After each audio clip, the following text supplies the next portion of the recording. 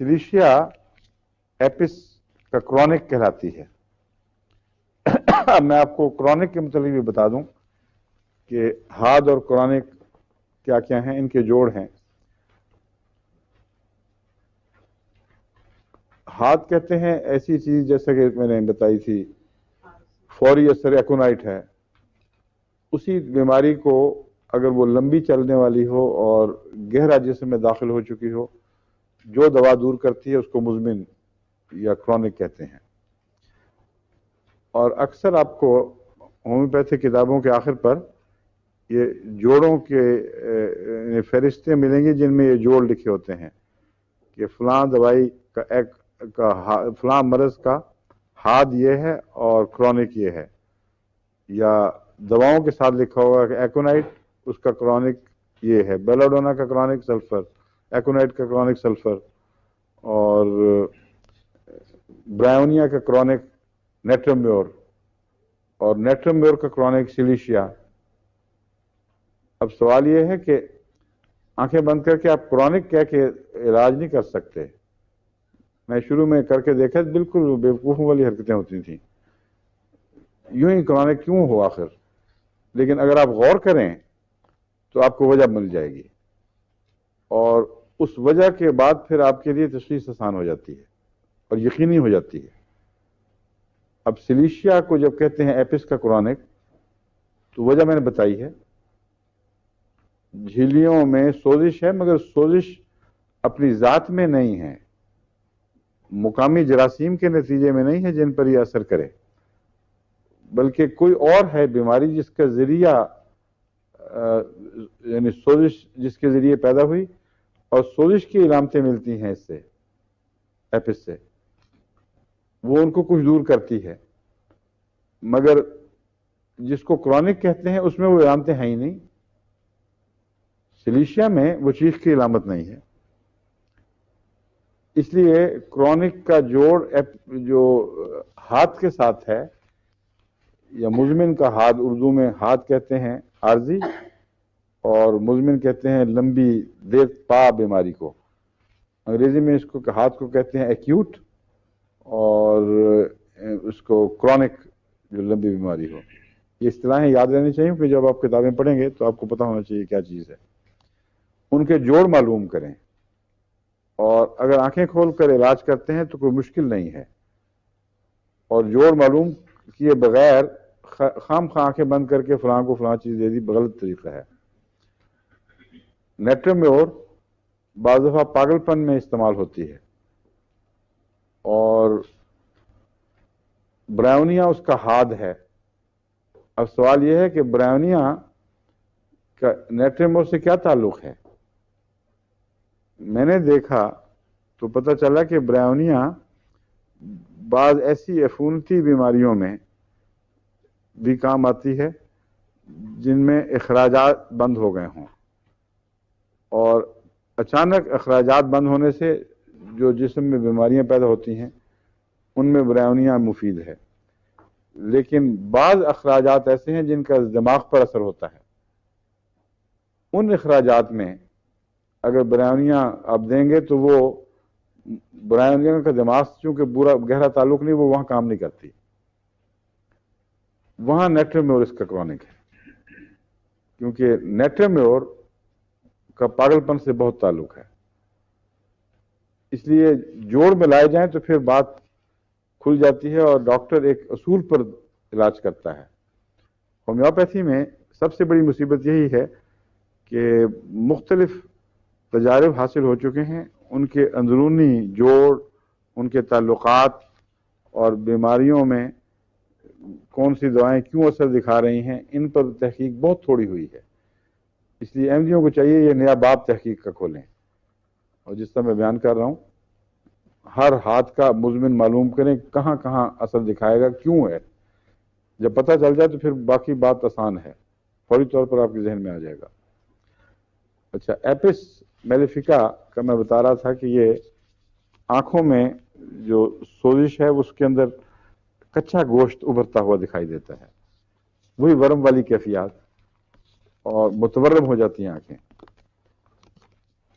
अगर एपिस کام پورا نہ کرے تو اس میں نیٹرم میور کام کرتی ہے. نیٹرم میور بھی ایپس کا کرونک بن جاتی ہے. لیکن جوڑوں کا پتہ ہونا چاہیے کہاں جوڑ ہے اور کیوں ہے.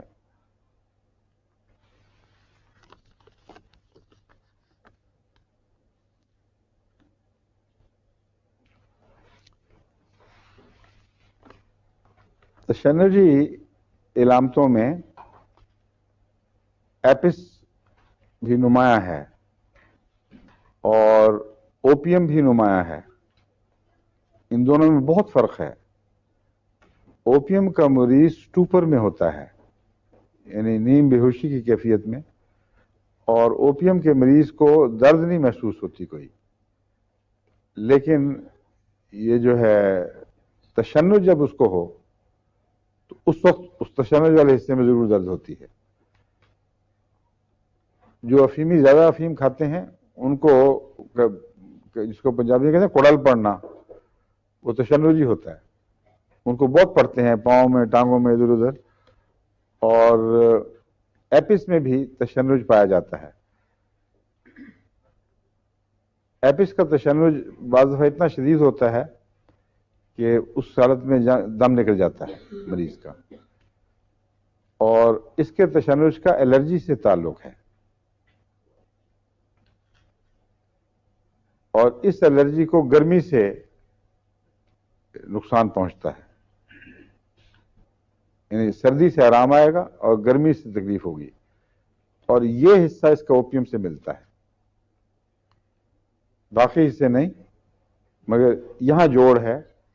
اوپیم میں بھی اگر تشنج میں گرمی سے اضافہ ہو تو اوپیم اس کا علاج ہے، اور ایپس بھی اس کا علاج ہے. بیلاڈونا بھی علاج ہے.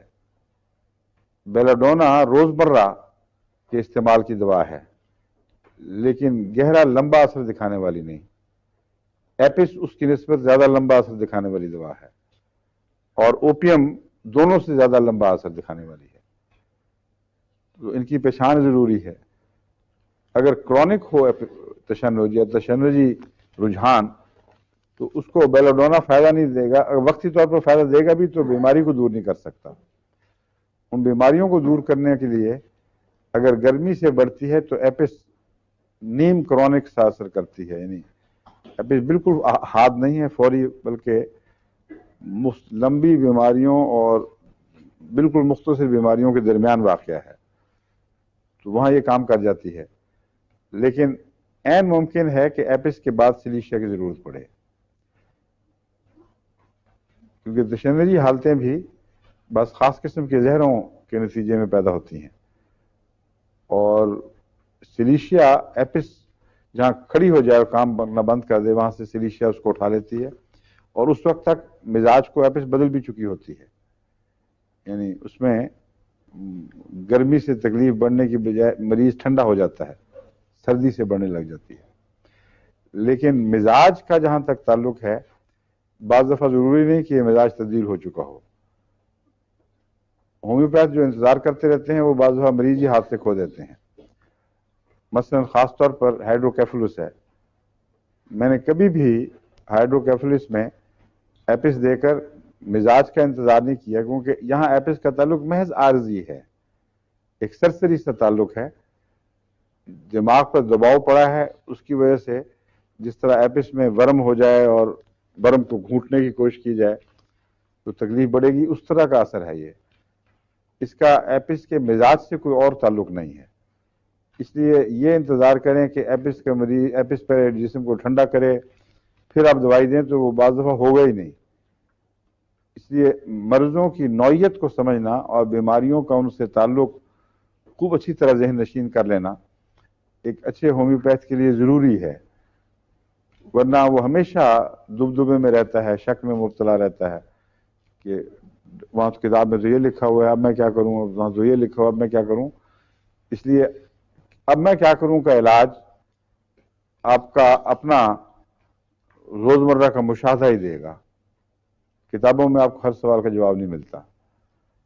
اور نئی نسل کی جو کتابیں آپ اپنے مشاہدے سے لکھیں، وہاں ان تمام باتوں سے پردے اٹھائیں تذبذبوں سے کہ جب تم یہ سوچتے ہو تو یہ تذبذب کی یہ وجہ ہے، اس کو اس وجہ سے اس طریقے پہ دور کرنا چاہیے وغیرہ وغیرہ۔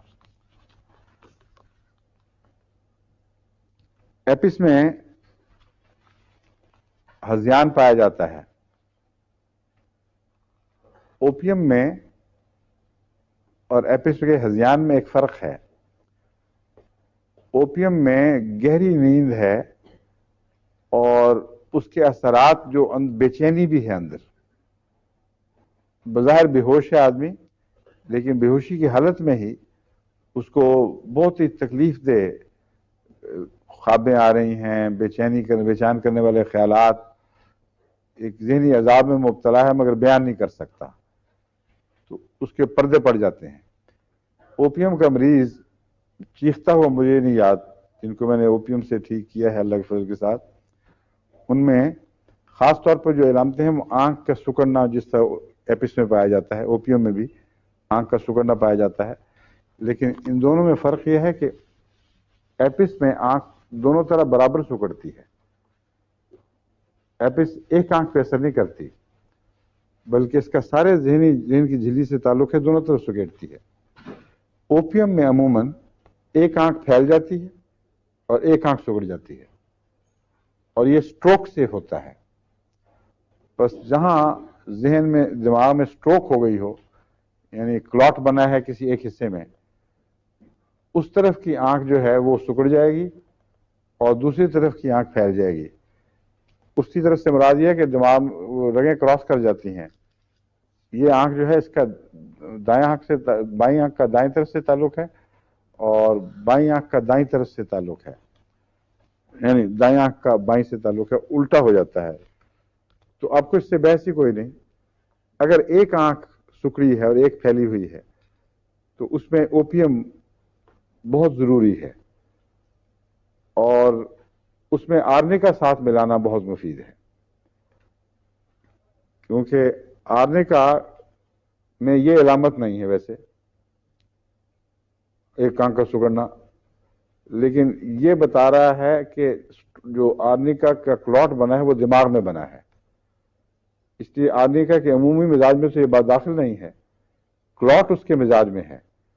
تو جب آپ کو ایک دوائی بتا رہی ہے کہ وہ کلاٹ موجود ہے تو پھر آرنیکا سے اس کو استفادہ کرنا چاہیے، اور عام طور پر میں 1000 طاقت میں آرنیکا اور اوپیم ملا کر دیتا ہوں پھر، اور اللہ کے فضل سے بعض دفعہ بہت ہی گئے گزرے کیسز میں بھی شفا شروع ہو گئی، واپسی شروع ہو گئی، پھر اس دوران اور بعض دفعہ دوائیں استعمال کرنی پڑتی ہیں۔